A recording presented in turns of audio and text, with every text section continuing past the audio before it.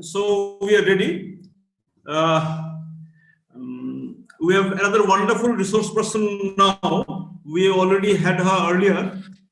She's a very, very good speaker, very good resource person. Ms. Keertisudha Rajput. She's a lecturer in rehabilitation psychology, NIEPID CRC Kolkata. She will be talking on understanding accessibility in examination for persons with disabilities.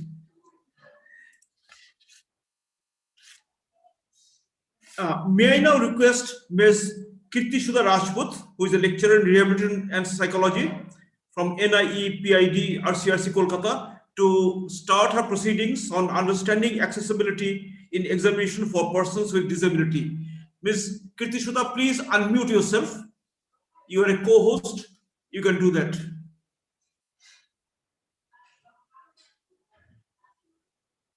Please unmute yourself first. Please unmute yourself.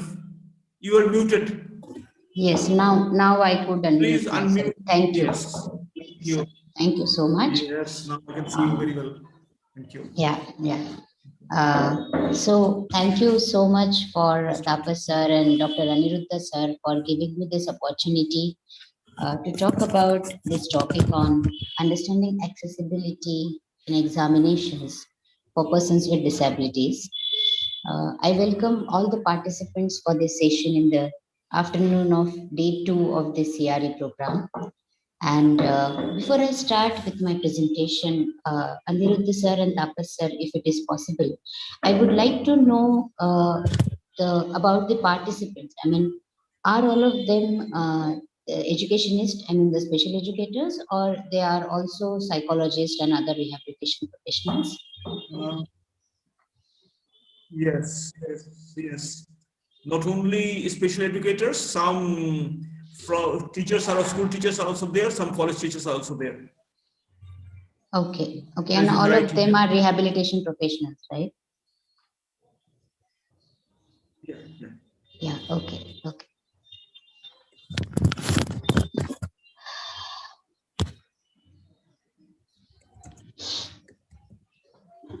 Yes.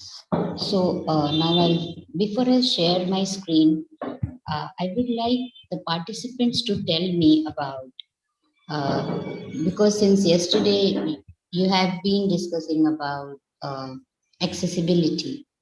So what is your experience regarding the accessibility for persons with disabilities in at your workplace or in your environment? I would like to know some feedback from the participants, please.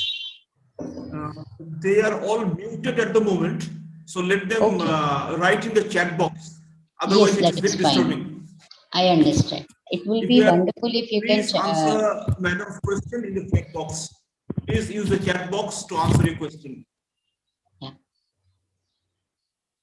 As I believe that all of you are professionals, all of you are working in the field for last few years, many years probably, and this accessibility is not really a very new term now, today, as on date.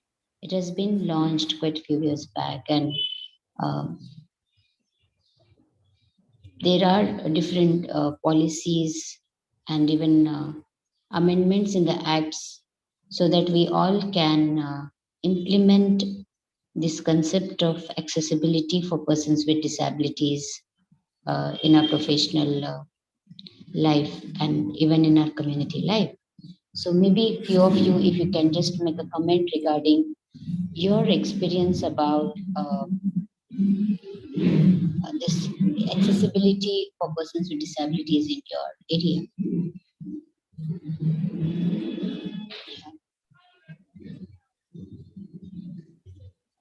There's nothing in the chat box till now. Yeah, I'm wondering. Yeah. Okay, so let me start sharing my screen. Maybe. Yes, there's a question. Praveen Dwivedi. Yeah. Ma'am, in my school, the building is yet to be up to norms made for accessibility and barrier-free environment. Okay. Yeah, this problem is there in many places. Okay. Anything else? Yeah, any other Building question, is yet please? to be up to the norms made for accessibility and barrier-free environment. So this is more about the infrastructure, probably, that you're talking about, the accessibility in the context of infrastructure. So when you conduct examination for your students, when you conduct examination for your trainees, what things do you consider, or what norms? Ramp is not present, but elevator is there. If no electricity, then yeah, there could be a difficulty. Okay. So for examination purpose, what accessibility norms or component do you consider when you are conducting examination for person with disability? Or if you go somewhere as an external examiner, and if any person with disability appear for the examination, then what points do you consider as far as the accessibility is concerned?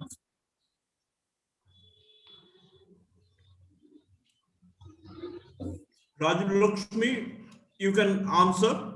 You can ask a question if you want. You have raised a hand. Yeah. Shashikala? Ma'am, we provide scribe and other facilities. So what other facilities, if you can just say in 1 or 2 points, maybe, Mr. Praveen, give the extra time. Okay. So you give scribe, you give extra time. Okay. What else? Language exemption is there. Okay. Okay. Well, thank you for your ground floor sitting. Yeah, ground floor sitting is also there. You have to give ground floor sitting. Ramp were made, but not up to the norm due to lack of land.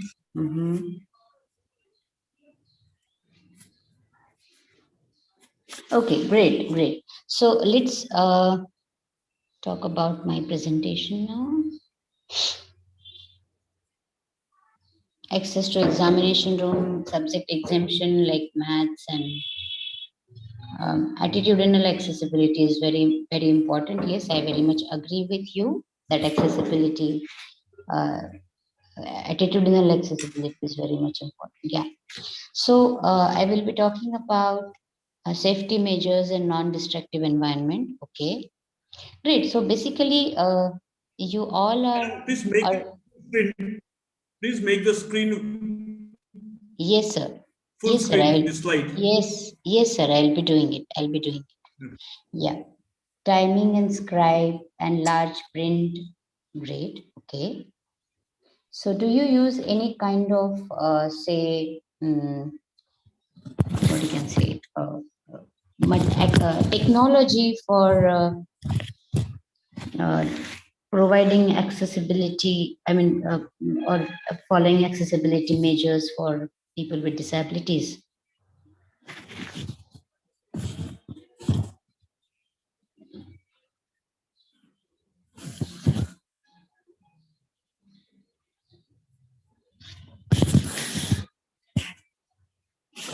Psychological barriers.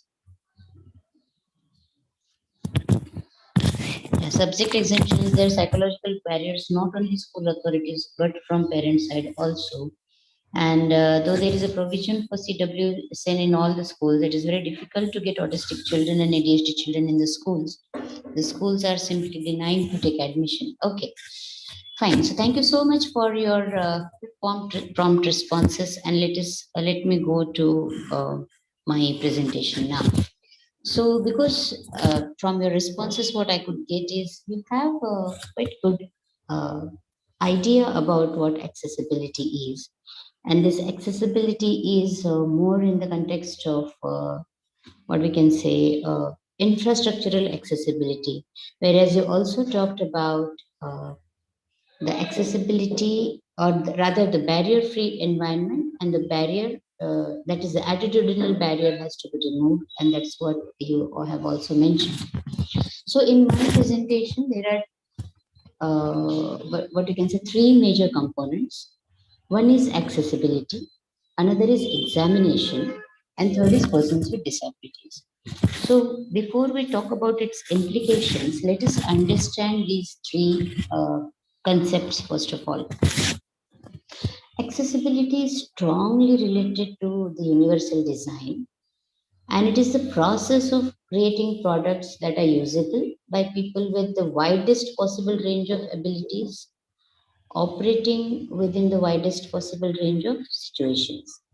So, for example, if we talk about ramp, now in many buildings, I have seen that there are ramps as well as there are steps, and many times the steps and ramps are like almost together. I mean, side by side, and many times even if there is no enough place for ramp, but still because the guidelines are there, then the ramps are made, and then probably it's not really made with proper uh, conscientiousness, and so it could be sometimes very steep, it could be sometimes it is not properly attached to the ground, and things like that happen.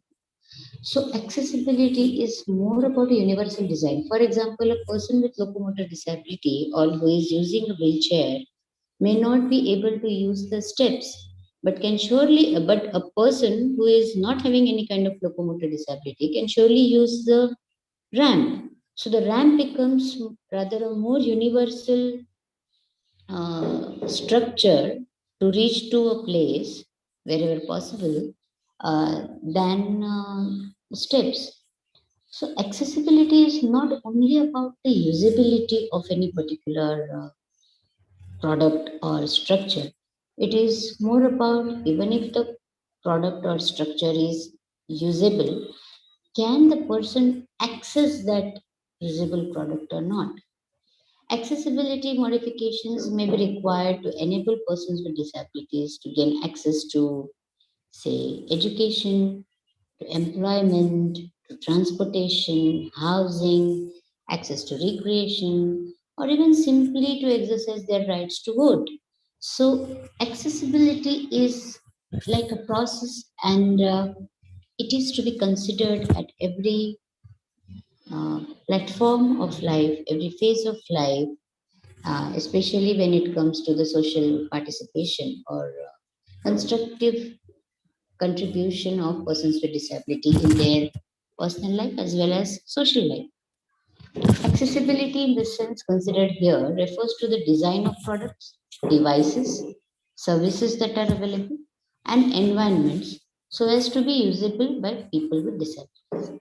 The concept of accessible design and practice of accessible development ensures both direct access, that is, the person with disability will be able to access the structure or design directly without any assistance from anybody.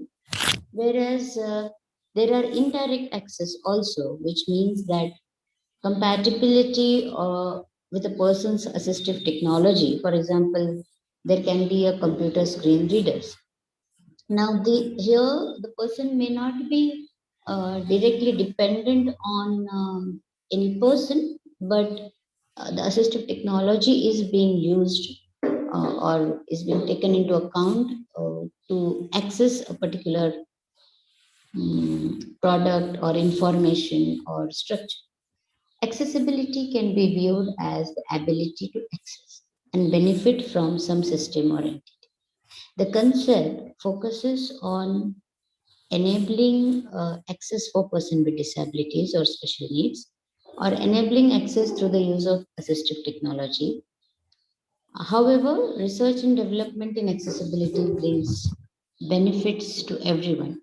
So that's what I mean to say, that when we say that a particular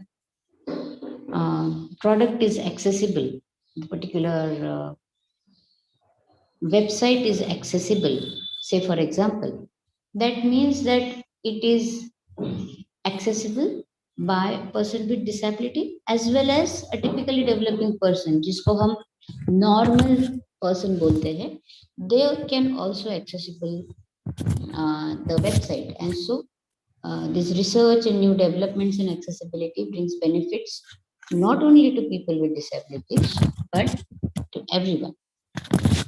Now, in UNCRPD, that is United Nations Convention on Rights of Persons with Disabilities, this we India as a country, we are the signatory of this United Nations Convention on Right of Persons with Disabilities, and hence, as a country, it is our responsibility to ensure the implementation of accessibility and barrier-free environment for persons with disabilities within the country.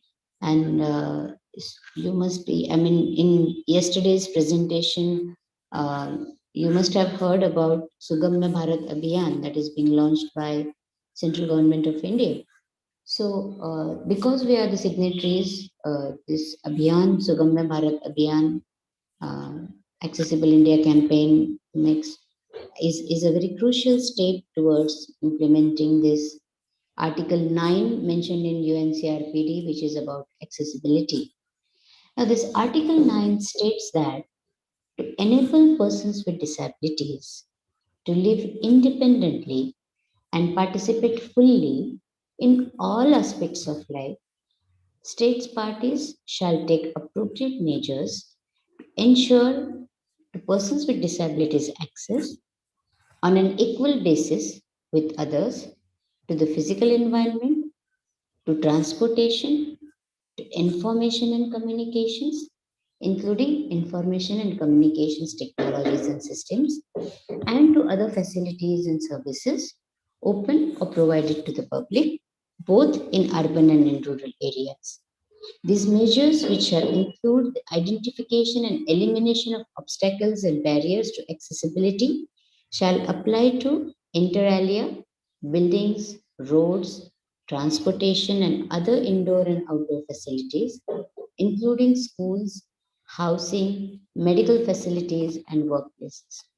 Information, communications, and other services, including electronic services and emergency services.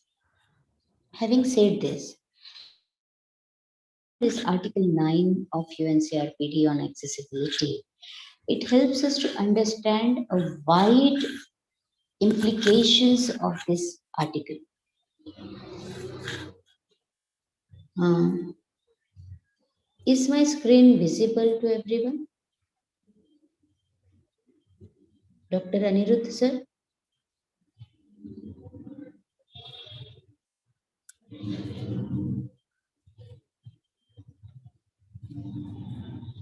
Okay. Yeah. Yeah.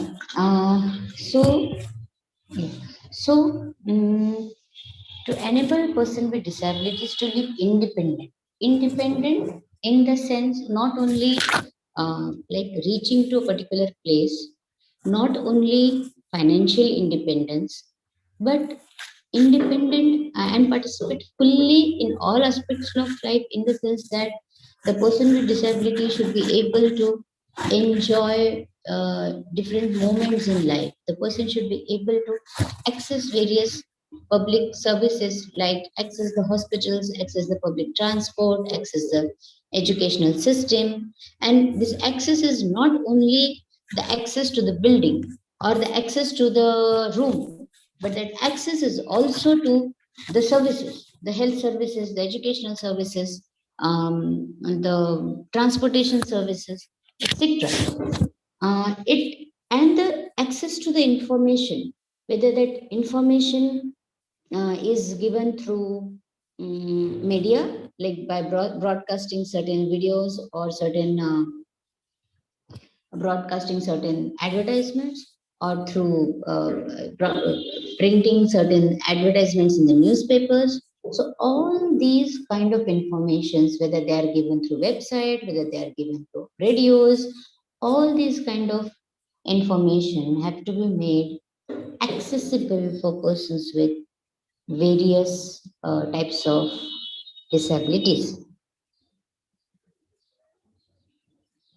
Yeah, I understand. I believe that three participants have raised their hand. Maybe you can type your concerns or your comments in the chat box if that is fine for you. Because I think the admin has made the participants muted. So, am I not audible?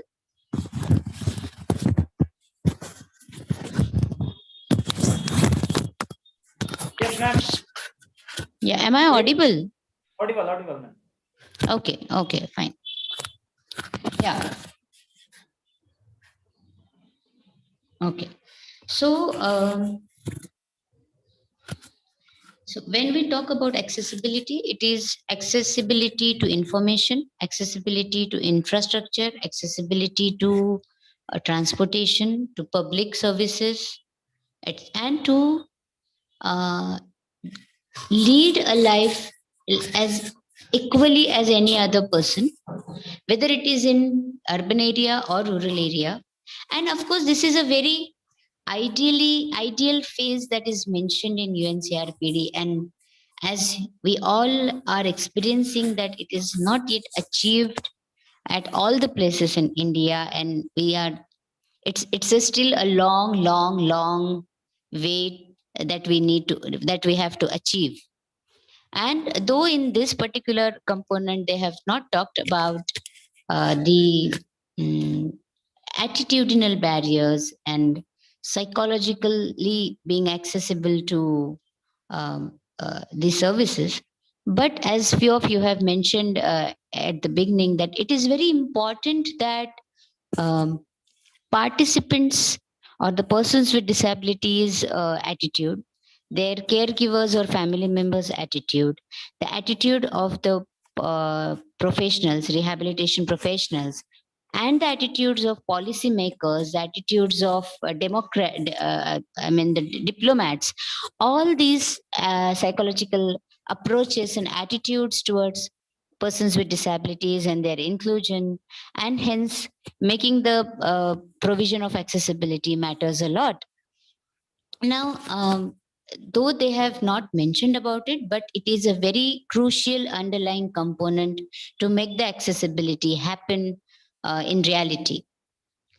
Now, this Article 9 states parties to look into the appropriate measures to be taken, such as to develop, promulgate, and monitor the implementation of minimum standards and guidelines for the accessibility of facilities and services open or provided to the public. So there are organizations who conduct regularly accessibility audit for their own buildings.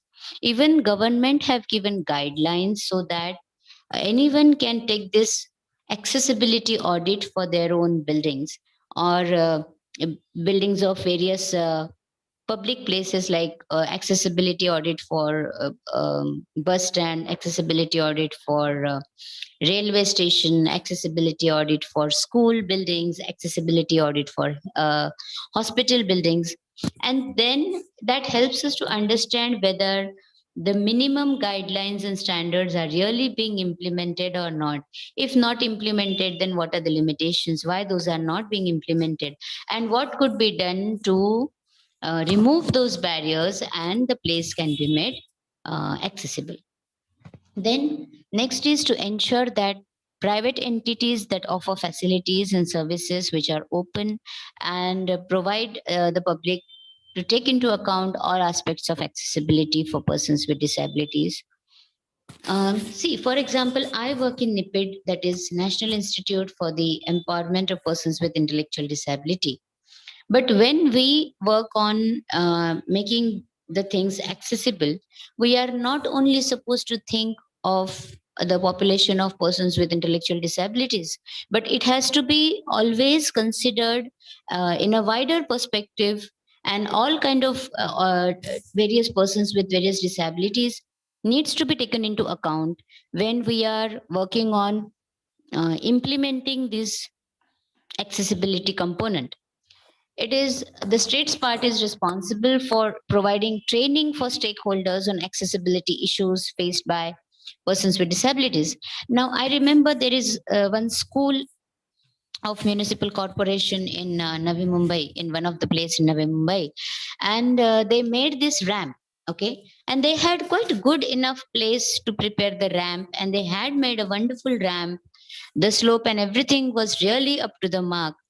But unfortunately, what they did is, from the entrance gate of the whole campus of the school and the area where the ramp was prepared, unfortunately, in between, they prepare a small concrete, what you can say, a small beam. So because of that beam, even though the ramp was there, the child who is entering in the school campus was not being able to reach to the ramp. So even the ramp was there, and the ramp was in a usable, usable condition, and it was very well connected to the actual building of the school.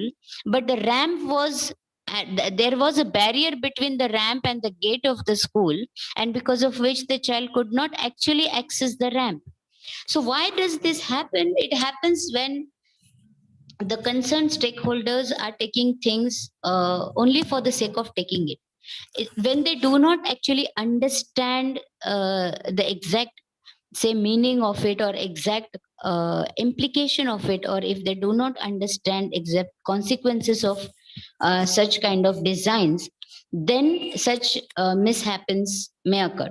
So it is very important that these various stakeholders needs to be given training and orientation regarding the difficulties that are faced by persons with disabilities, and why this accessibility is a very crucial component for them to lead a very healthy and constructive life.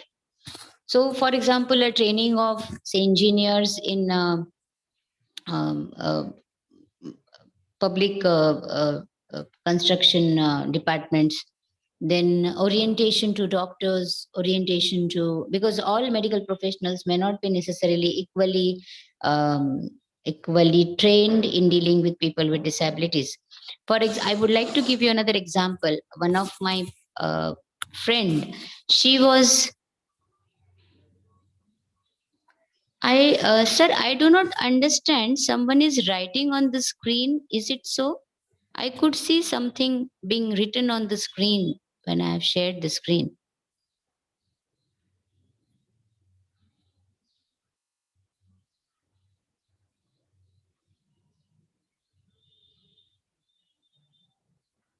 Hi, ma'am. Some is I don't know if there is any provision to write on the screen, because I can see something is being written on my screen. Ma'am, your PPT to shows, ma'am, our screen. No, I'm not saying that. Okay, anyways, let me just.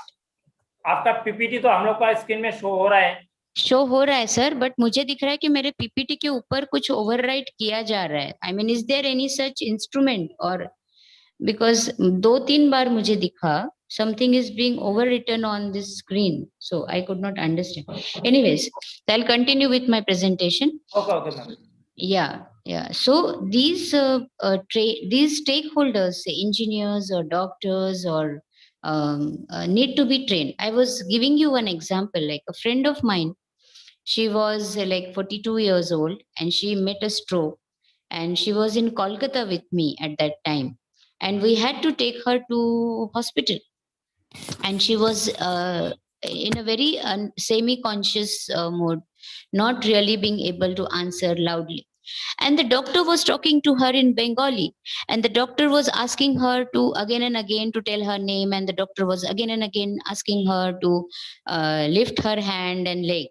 Now this patient, first, this was a second stroke of her, and she was already having aphasia. Second, she was not a Bengali speaking person, so she was not at all understanding the language.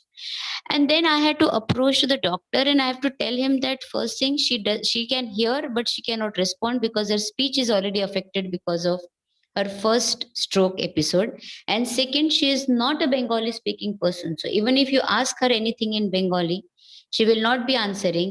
And then they were actually telling us, no, your patient is unconscious. then I need to make them understand that she's not unconscious. It is just that she's not being able to understand your instruction because of the language barrier. One. Second, she's not being able to respond verbally because of the speech, the lack of speech.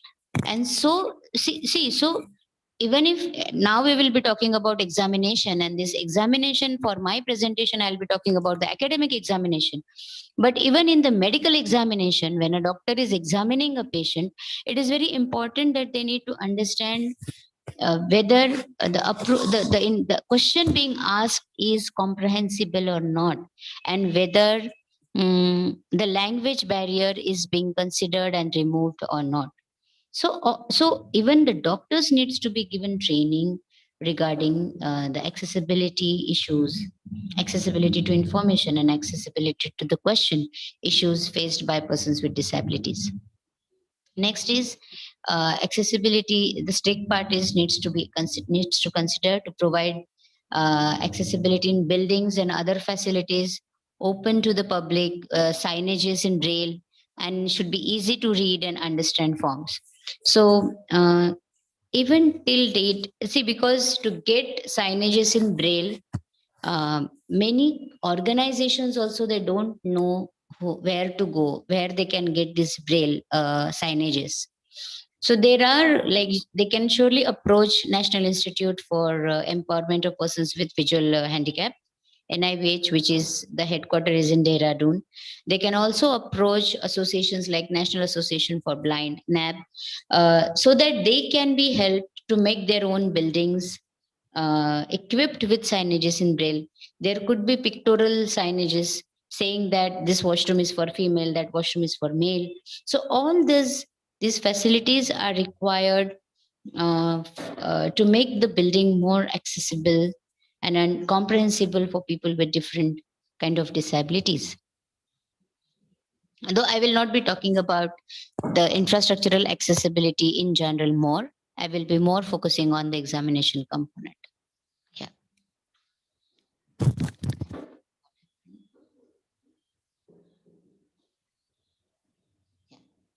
So these are different accessibility related.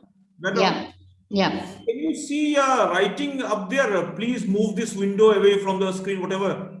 Yes, but I'm not being, I don't know what to do about it. I'm unable to move it. I asked you because I'm the host and Tapas is the co-host, but no one is able to move this. Yes, sir. Even I can see that, and I can see few people. Someone is making some marks on my screen. Yeah, that was there earlier. Now they cannot. Only just 3 of us can. Okay. Can you just stop sharing now and then start sharing from this slide?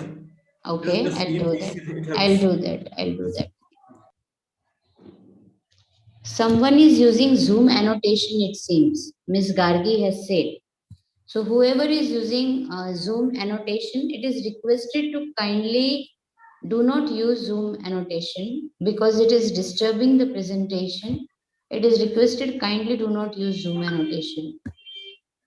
Yeah, that is the whole problem. Yeah.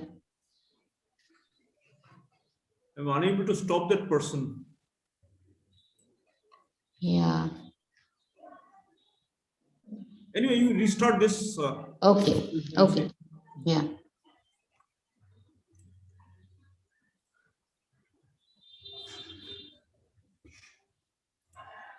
Yeah. Is this fine? Now? Not yet. You have to make it full screen. Yeah. Yeah. Yeah. This nice. Yes.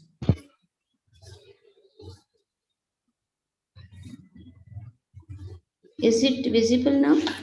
Yeah. Yeah.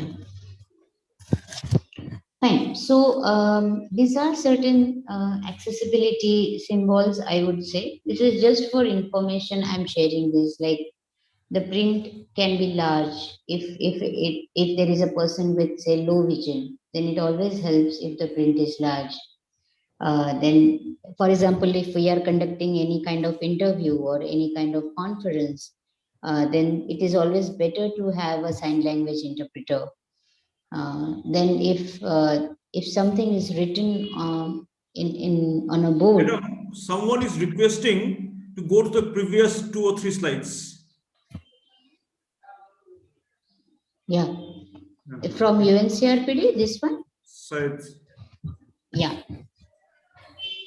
Yeah. So in these slides, I was talking about the UNCRPD Article 9, which mentions about accessibility. And they talk about infrastructural accessibility. They talk about making buildings and roads accessible. Transportation should be made accessible. Various indoor and outdoor facilities like health facilities, education facilities, medical facilities should be made accessible. Information regarding various at various places, whether it is information about trains, whether it is information about any program being conducted, whether it is information about any schemes and benefits, those should be made accessible and should be communicated in a very disability friendly way, so that the persons with disabilities can get access to all this information and services, and that will ultimately help them to lead a very participatory and healthy and constructive life within the same community. So that is what I was discussing in these slides.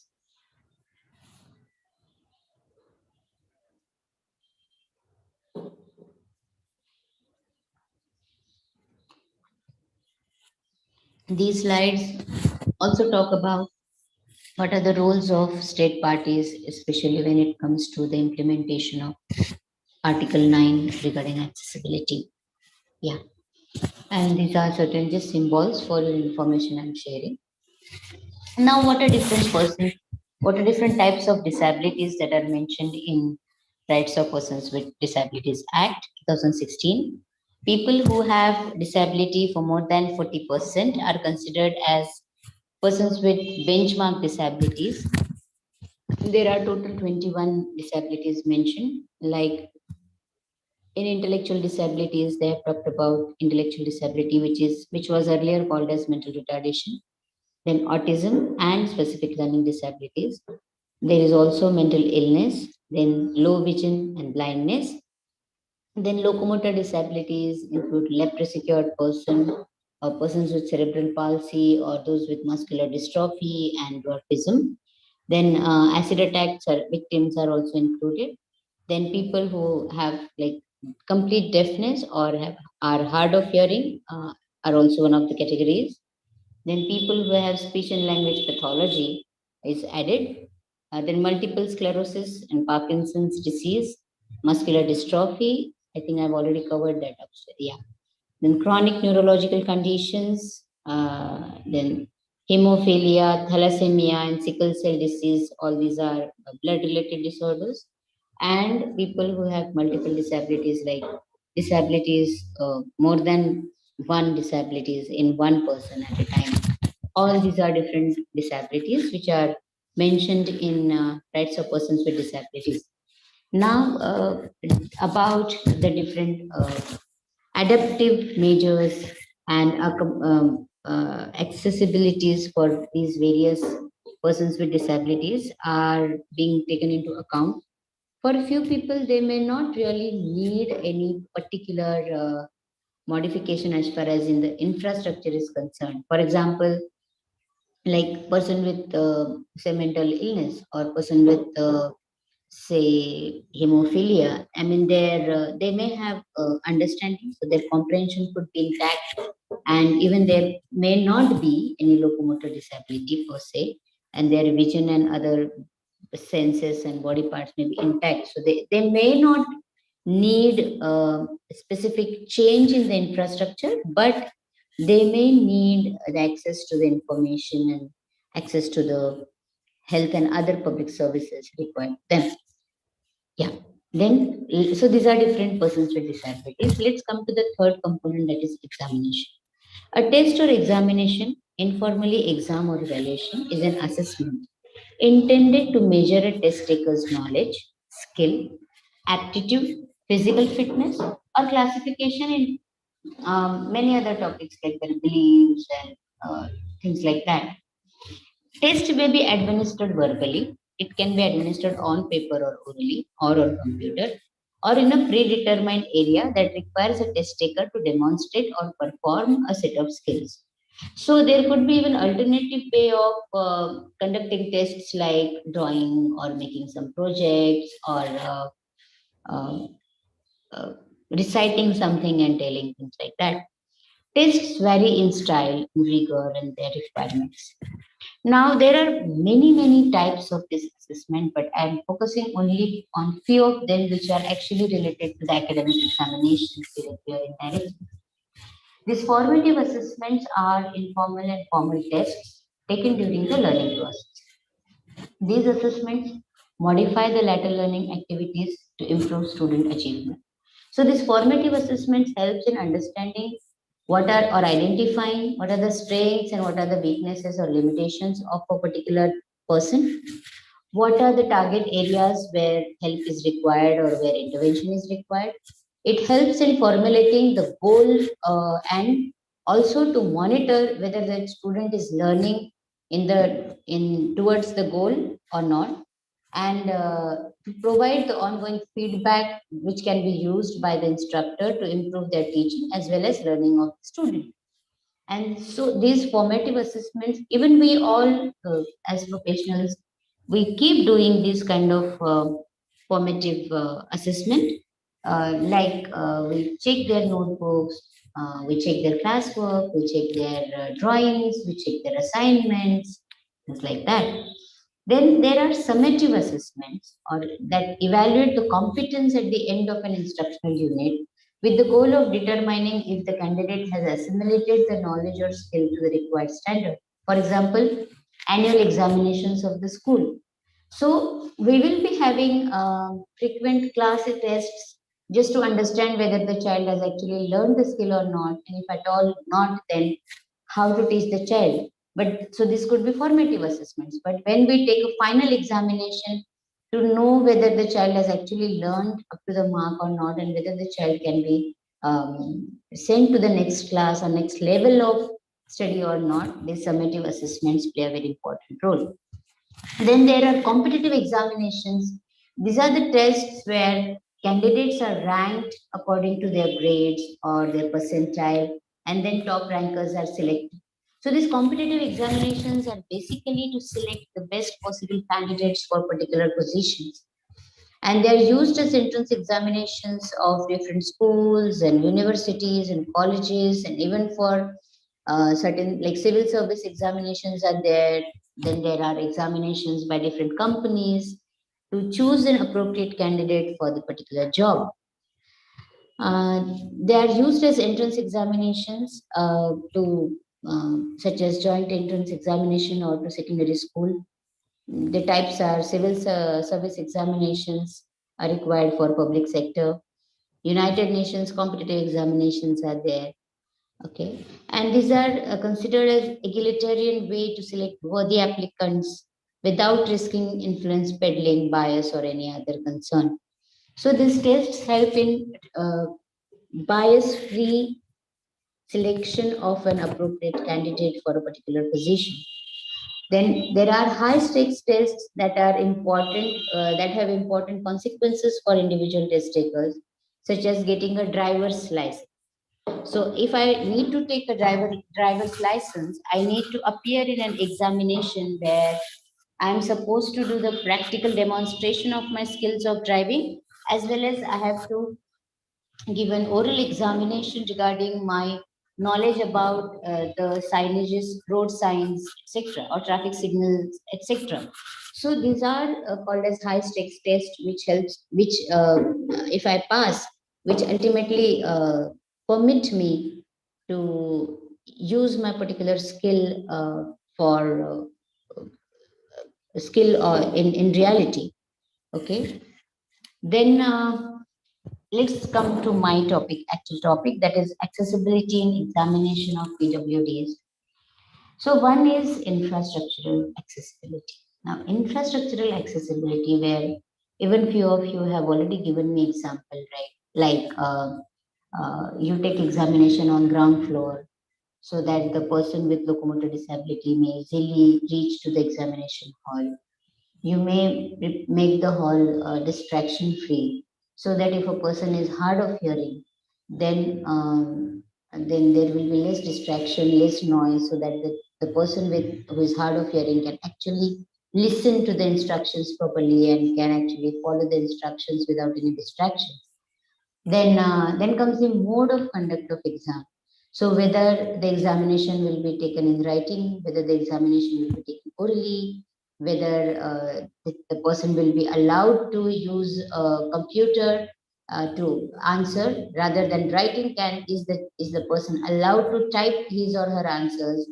That is different. There are different modes of conducting the examination.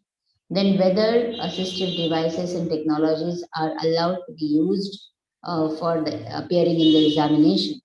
For example, persons with dyscalculia, they are allowed the calculators. Persons with who are having visual impairment, they are also allowed, like if they want someone to read the questions, they can be allowed to use text reader softwares, so that they can access the information, the questions, without being dependent on the efficiency of other scribe or person. Then the adaptations and modifications are required in devices and instructions as well. For example, if a person, human reader is also allowed. Yes, human reader is allowed. Even the scribes are allowed. But I would share one of my experience as a scribe. I was to I was just a school going person at that time. If I'm not wrong, I was hardly in sixth standard, and I was requested to be the scribe for a person having visual impairment. Rather, I think I don't remember exactly, but I think he had complete blindness, and I was a scribe for him, and he was appearing for an examination in for a music examination, theory of music. And because I was also student of music, though younger to the person, so I was given a book. I mean, I'm talking about a malpractice, okay? I was given a book, and I was given a book with marks on it, and I was asked to write answers from that book. Though the person with that visual impairment was able to tell me his answers, but somehow that he did not ask for the book or any such support, but rather whoever was the examiner, or I don't know whether the teacher, he or she was the teacher of that particular person with visual impairment, was little anxious about his performance. The teacher only gave me a book and requested me to write it from and write the answers from the book. So I think this, as you were talking about the attitudinal barriers, about one, the capacity of the person with disability, and the attitudinal barrier about using these services of scribe and such assistive devices would actually create barriers in assessing, or creates the barrier for a person with disability in leading an independent life. So, though human readers and human scribes are allowed, but sometimes these attitudinal barriers lead to either poor performance or malpractices. And now, probably because earlier such kind of technologies were not really that well developed, now day by day these assistive devices and technologies are really um, being made sophisticated. I think these devices can be used with certain adaptations and modifications in the instructions. For example, if I'm an examiner for a B.Ed class, B.Ed course trainees, and if I come to know that there is a person who have hearing impairment, then it is the responsibility of the examination center charge to arrange a sign language interpreter if at all required, so that whatever instructions are being given should be made accessible and in the understandable form for that person with hearing impairment. And then for even for the educational provisions, these accessibilities are important. Now, there are guidelines for conducting written examinations, and there are no exemptions or excuses even for competitive examinations. Like these guidelines state that uh, persons with benchmark disabilities, like those who have more than not less than 40% of specified disability, they can be given this kind of uh, uh, uh, changes in or modifications in the examinations. The key points are there is no need for fixing separate criteria for regular and competitive examinations. The facility of scribe, reader, lab assistant should be allowed. The candidate should have the discretion of opting for his own scribe, reader, lab assistant. There are certain criteria like that the scribe should be, I think, 1 or 2 grade lower to the person who is appearing for the examination.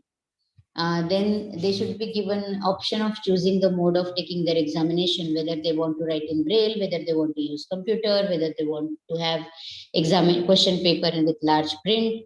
So all these options are given to the persons with disability to choose, and not other one would choose for them. Rather, they themselves will be choosing for them. Also, the language and the disability certificate issued by the competent medical authority should be accepted across the country. Then examining body should ensure the availability of question papers in different format opted by the candidate, for example, in braille or in large print, etc. As far as possible, the examination of persons with disability should be held at the ground floor, which I believe many of you are doing. But even the ground floor, sometimes the ground floor is, say, 1.5 or 2 feet above the actual floor. And so, even for that to reach for a person with disability, need a small ramp or some provision so that the person can reach to the examination hall. The examination center should be accessible for persons with disabilities, for persons with various disabilities. The compensatory time of not less than 20 minutes per hour of examination to be given. So, for example, if for a person who are allowed to use scribe or reader or lab assistant, for example, if a person is appearing for an examination of 2 hours, that means 40 extra minutes will be given to the person. So here I'll stop with my presentation regarding accessibility, understanding accessibility for examination for persons with disabilities. If you have any question or if you want to add anything from your experience, if you want to give any comments, please feel free to ask your questions. I can see one question there. Please, yeah. E-scribe is allowed for the quadriplegic CP having good IQ. See, when the person is having cerebral palsy and that to quadriplegia, it is very difficult for it could be very difficult for the person to write. Okay. Now, there are so many softwares, even those who have cerebral palsy, they can use so that they can choose their eye movement to choose pictures from the screen, and that's how they can actually answer the question. Now, it depends on what kind of exam they are appearing. It depends on whether they are supposed to write descriptive answers or not. And again, as I said, they have the right to apply for a scribe, because a person who is having quadriplegia, their all four limbs are affected, and so it is very important uh, to help them or to provide the required assistive material or the assistance to answer their question. See, the ultimate goal of any examination is, especially the academic examination, is to know the level of knowledge and skills that the person has already achieved.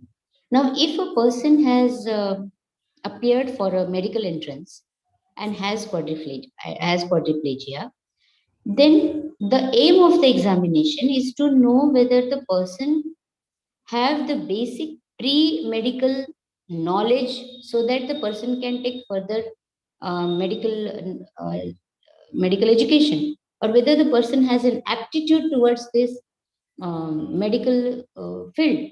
So to know that whether the person uses a scribe or whether the person go for a computer-based examination, multiple choice examination, that can be given, and this choice always remains with the person with disability, and they can apply for the same. Yeah.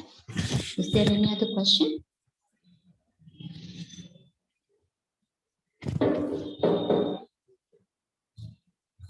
Thank you. I thank you so much for your appreciating words. If you have any question, yeah. There is a In question, my, ma'am. yeah, There's in a my, question- there's yes, a sir. question by Kripashindu Rakshit. Yes, I'm reading that. Yes. In my area, one of class 9 student having quadriplegic, not able to register her name due to school authorities says that signature is compulsory. Now, such cases, I don't know, sir, which area you belong to, I mean, which state or maybe which district you belong to, but there is a provision that you can surely take such cases to the disability commissioners. Okay. There is one more Because question. yes, because if a person is not being able to sign, we usually take the thumb impression. Even when we are going somewhere for the distribution of this teaching learning material kit, and even for that, for documentation, we need this some documentation that they have received the TLM kit, teaching learning material kit. So if they cannot sign for any XYZ reason, we consider their thumb impression. Okay, so signature, making the signature mandatory, because this thumb impression is very unique for every individual. It is as equal as the signature of the person, which is supposed to be the identity, you know. So if at all, first of all, the school may be giving some excuse. One.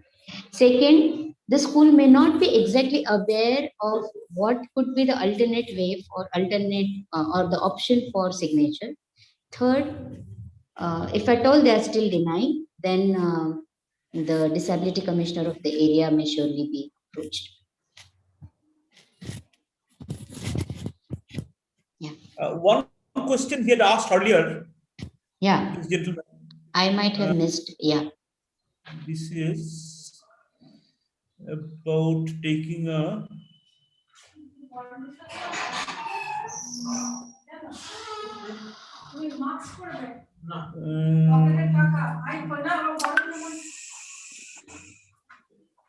Is scribe allowed for Sir, quadriplegic? I have already answered to that question, sir. I was saying that the scribe is allowed because in quadriplegia all the 4 limbs are affected. Okay. Now, if the person's limbs are affected, and because of that, if the person is not being able to appear for the examination, the person has all the right to apply for scribe. But apart from scribe, there are even now more sophisticated assistive devices so that the person can even still use those devices and can still appear for the examination. Is there any provision for registration form in LTI? Do not understand the long form of LTI. Can you just tell me so that it will give me clarity for the question? I think Mr. Kripa Sindhu Left thumb impression, I think. Okay, is a provision for registration form in LTI, left thumb impression, it looks like. I don't know anything else is there. Yeah, but the question did not make any sense to me. See, usually, as far as the thumb impression is concerned, even if, say, for example, if the child doesn't have met an accident and have lost the thumb of a left hand or have lost the left thumb, then we take the right thumb, mentioning that the left. I mean, there could be a note or something saying that the person does not have a left thumb. So all these provisions can surely be made. See, we need to understand what is the significance of a signature. The significance of a signature is that it is the identity of the person which cannot be replicated ideally. I mean, the signature should be made that it cannot be easily replicated. So thumb impression is very well. Even if a person does not have both the limbs and both the legs, then what to do? I mean, there will be people who have born with certain what we can say, deformities, where both hands and both legs are not there, then what to do? Now, even I had come across such questions, and to be very honest, even I did not have answer to that. And today, even I don't have answer to that. If a person do not have both the limbs, there is no thumb because of the deformity, then what to do? But then I think in such cases, what best we can do is we can surely approach the State Disability Commissioner with the proper diagnosis and a letter from the concerned medical authority mentioning about the disabling condition. And then maybe, if at all, it is very much crucial to get some individual identity, like, for example, for Aadhaar card, if it is related to some financial matters, then maybe things like retina identifier can be taken into place. And if at all it is not really that important, I mean, for example, if it is not really about something that will harm a person or the community at large, then maybe in such cases it can be excused. But many times the decision is with the authority, and if you believe that the school is just making an excuse, then maybe you can surely approach uh, the concerned authority, that is a State Disability Commissioner, with these concerns. Yeah.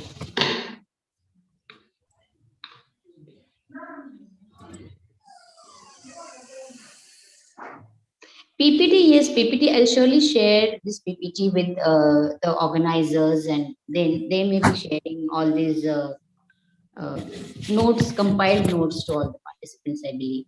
So PPT I'll be sharing with the organizing team. Very lucid presentation. So beautiful. Thank you, sir. Very well placed. Thank you so much. All of you have given me so many motivating comments for your kind words. I thank you, all the participants, for your patience listening, for your active participation. I'm also learning through these sessions. Thank you, Dr. Aniruddha sir. Thank you, Tapas ji, for inviting me and giving me this opportunity for this presentation. I thank you once again. Thank you ma'am, बहुत अच्छा हुआ ma'am आपका presentation बहुत अच्छा हुआ ma'am. Thank you, sir. Thank you. Those of you who have missed this PPT, you can watch the YouTube video. You will get the PPT there also. Okay. You can listen to the whole thing. This is so nice, so well presented. It's very in such a simple way. So there should not be any problem. किसी को अगर कोई भी कुछ भी सवाल है पूछ लीजिए, चैट बॉक्स में दीजिए, नहीं तो पीछे आप व्हाट्सएप में भी दे सकते हैं, हम लोग फिर इनसे पूछ लूंगा. So even there is this Kiran Mental Health Rehabilitation Helpline, which is started by Department of Social Justice and Empowerment Ministry, Department of Empowerment of Persons with Disabilities, Ministry of Social Justice and Empowerment. It is called as Kiran Mental Health Rehabilitation Helpline, which is having a toll-free number. So even if you have any question in future, you can surely call us. Though it is called as Mental Health Rehabilitation Helpline, but even if professionals have any concerns for their any student or any beneficiary, they can still call us for more information. This helpline will connect you to the respective professionals in various national institutes and their regional centers all over India. And it is available in 13 various regional languages.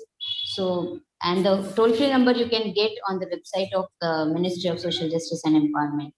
So you can always get back to various experts in the field through that helpline. Thank you, sir. Over to you, sir. Yeah. Over to you. Yeah, Tapas ji. Sir, ma'am का तो अच्छा हुआ है lecture.